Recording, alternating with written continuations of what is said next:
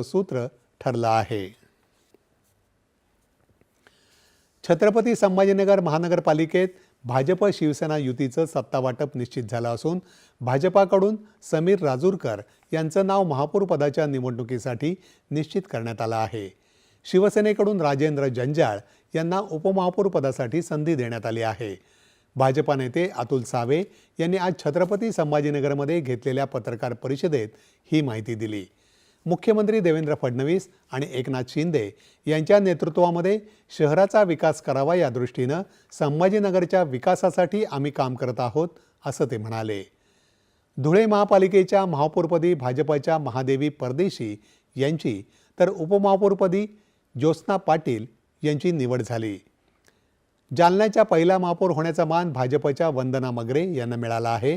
जालन्याचा विकास आणि महिला सुरक्षेसाठी काम करण्याचा निर्धार त्यांनी व्यक्त केला।